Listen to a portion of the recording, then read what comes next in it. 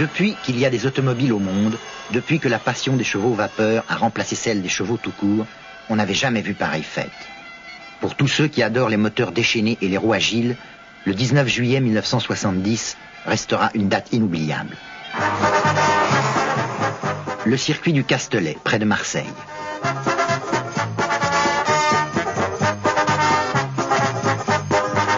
Avec ses virages terribles, le Castellet est un régal pour les vrais pilotes. Ce jour-là, l'odeur du ricin chaud a dominé les parfums de Provence et le fracas des échappements a intimidé les cigales. D'où sortent-ils, tous ces gordinistes fervents de la même religion bleue? Hasbrook dans le Nord. Villeneuve-Saint-Georges, de Paris quoi. Ville d'Espagne. De Nancy. De Grenoble. Et moi de Marseille. Du Rhône. Paris, Maison Alpha. Montluel. De Hain. Saint-Étienne, dans la Loire. De Normandie, de Lisieux très exactement. 900 bornes. Le grand sorcier Amédée Gordini parmi ses fidèles. Il y en a qui ont fait 2000 km pour venir. Ils sont partis d'Allemagne pour venir ici. Encore des Gordini qui viennent faire la fête avec leurs sœurs.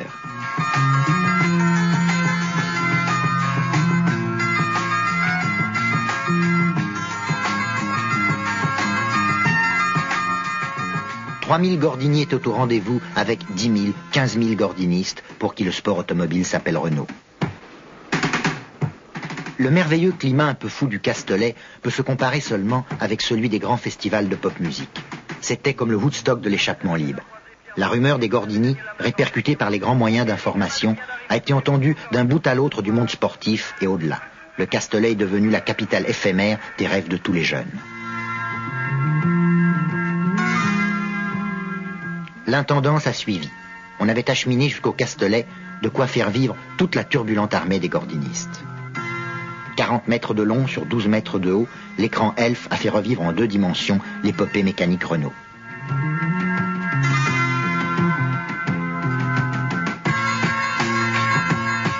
La ville se meuble pour une nuit entre toutes les nuits. Cette ville qui n'a qu'une vérité, qu'une raison d'être, la passion de la vitesse dominée. Un dernier polissage sur la piste aux étoiles, tout sera prêt pour le grand cirque des petits monstres.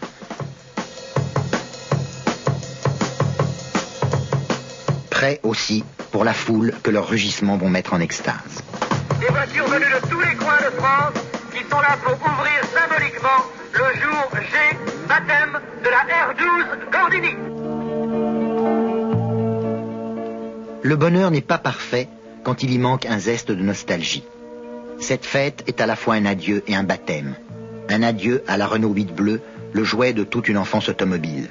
L'âge de la Renault 12 commence, une Gordini s'en va, vive la Gordini. Sur le circuit du Castellet, des Gordini voitures bleues à bandes blanches, des torches vertes, des torches rouges, des phares jaunes, sillonnent ce circuit, le jour G est ouvert.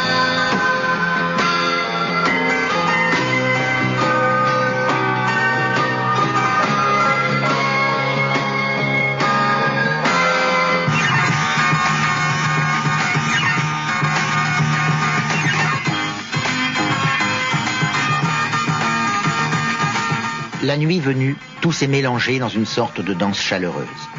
L'amour des machines bleues multipliait l'amour des copains, des troupeaux de moutons à la broche, des fûts de vin de Provence, la vitesse et 3000 Gordini. Où était la différence? Amédée Gordini est toujours sur la piste en train de danser, que c'est un honneur.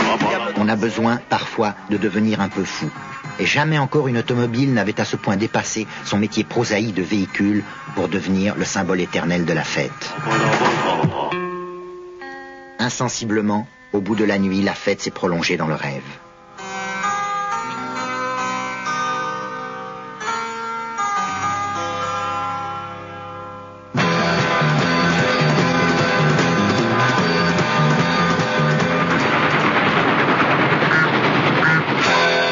La 8, la 12. La 12 Gordini. La 8 Gordini.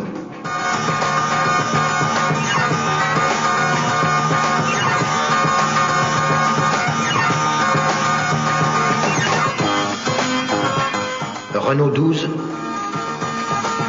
Renault 8. Renault 12 Gordini.